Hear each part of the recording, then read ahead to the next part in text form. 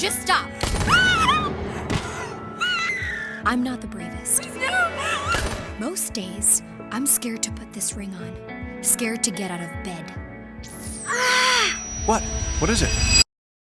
A chase from the future happens. Brainiac 5 is all of a sudden bold. It's now so round that it resembles the time sphere the Fatal 5 steals. Starboy follows them, but arrives in the present without the mental stabilizer for his schizophrenia. That's not great. And even gets arrested for public nudity. In an equally horrifying series of events, Jessica Cruz loses all of her friends when they went hiking one day.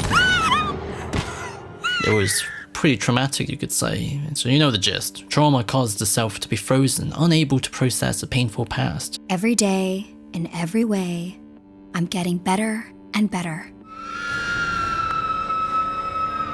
What a load of crap. Thus, she now struggles with anxiety. Anxiety is a future-orientated mood state associated with preparation for possible upcoming negative events, and fear is an alarm response to present or imminent danger, real or perceived. This is present in her constant unease, where it feels like she's still there waiting to be shot. It's been 3 years. I just need some kind of trick. Jessica is advised to create a new mantra to orientate herself forward, so she can begin to feel the movement of time again and begin to imagine a future.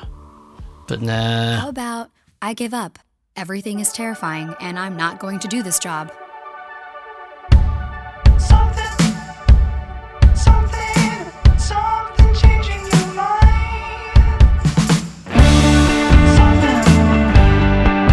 When DCAU ended, the world became worse. So after 50 years, it finally came back with an animated movie that's pretty good. I mean, it's not a true sequel in the capital letter sense, it's just another adventure with updated, beautiful animation, new characters, and more adult stuff. It is so cool to see the animation in this Justice League style, but then hear them curse a little bit. Yeah, it's weird. It's weird cognitive dissonance.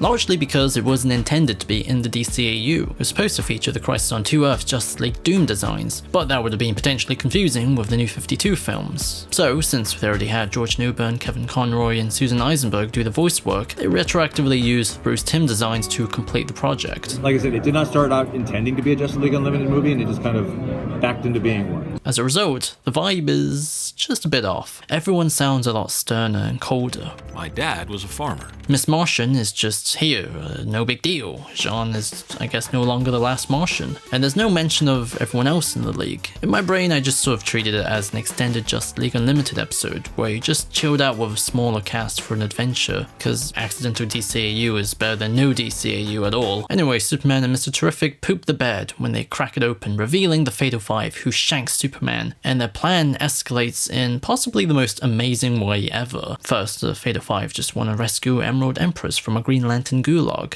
but then she's like, you know what's a good idea? Destroy their son.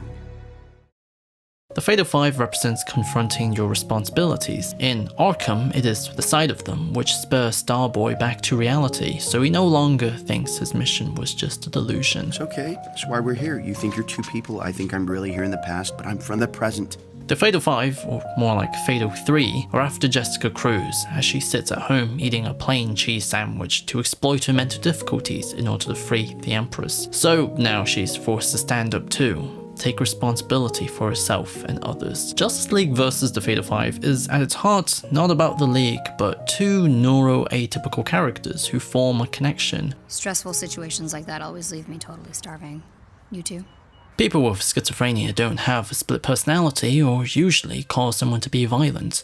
The symptoms are hallucinations, delusions, muddled thoughts and speech, wanting to avoid people, and feeling disconnected from your feelings. Therefore, as Incel argued, in contrast to many other medical disorders, schizophrenia today too often defines a person rather than describing the illness. Our fear of psychosis or disruptive behavior may keep us from seeing the heroic struggle that people with this disorder face just to survive amidst the internal chaos and panic that is part of the chronic illness. Our expectations of the citizens are low. They should stay out of jail on their medications and not distress their families, friends, and fellow citizens. They deserve better. This notion of deserving better is the crux, or cruise, of the story. Starboy is unresponsive towards what's asked of him. Look, Space Boy, I'm the good cop.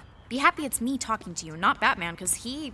Mind if I join you? But then Jessica becomes a calming influence because instead of giving him cold demands, which is what she's also experienced, Jesus! she shares her sympathy, her pudding, and her own experiences. They then enter Starboy's mind. The purpose is to get information, and Starboy himself learns about the permanent damage done to his brain. You miss only a couple of doses and it won't work anymore. You'll get worse. You'll never be able to think straight again. You won't be in the Legion.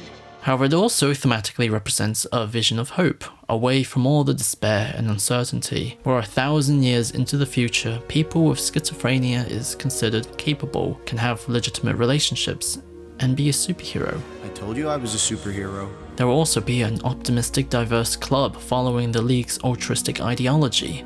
Magan, who's been overwhelmed this whole time, is remembered among the greats. Batman, being grumpy, is irritated by his own statue. Nothing like me. And even Jessica is astonished to see herself among the lanterns. Hope exists. Anywho, the Fatal Five commit domestic terrorism to get Jessica. By the way, I love the lack of disaster porn where buildings are constantly toppling over. Instead, we see the heroes help people, and just have Jessica see it from afar. She's angry, but for the greater good, she surrenders. But then she bamboozles them with Green Lantern First Light's version of Kilowog, which is distracting. But she's overwhelmed anyways. There's a moment where she's trapped, completely helpless as two friends are dying next to her. But this time, instead of feeling helpless, her anger fills her self-esteem in such a way that her self-image ceases to be the one waiting for danger, but now she is the danger. He told me I was brave until I believed it. Scary guy should have let you help. You're Limelight. You're the bravest. No offense to anyone here, but Starboy is my hero.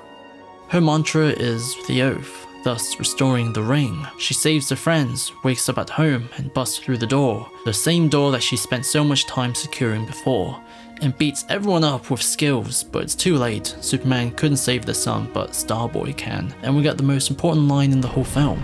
A construct. Something to hold it together. It'd take 1,000 lanterns, and it can't be pushed back together. It has to be pulled, held together. What are you saying? Goodbye. That was the experience they had with each other. Instead of forcing each other to be stronger, they shared their vulnerabilities in order to find the strength inside themselves. You can't just force your mind to do something it doesn't want to. I know. At his funeral, the League who knew him attend, the Legion then arrive, and Superman doesn't introduce himself to his cousin's boyfriend because he's bold. Staring at the wall, I know you really love the color. We picked it out over the phone. Remember what you said, but I could never tell the meaning. I try to see what I have been shown. Staring at the pictures now, I know they try to show me. I cannot see, but God knows I try. Believer of the mysteries, I try to find a way not to cry.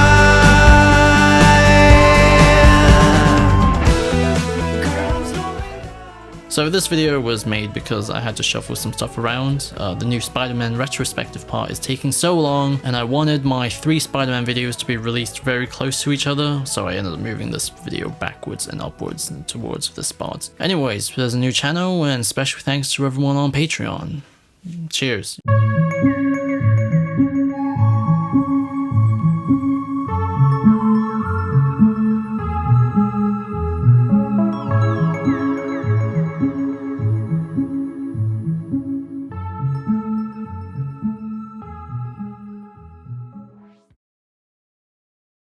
Having a story at all seems gross.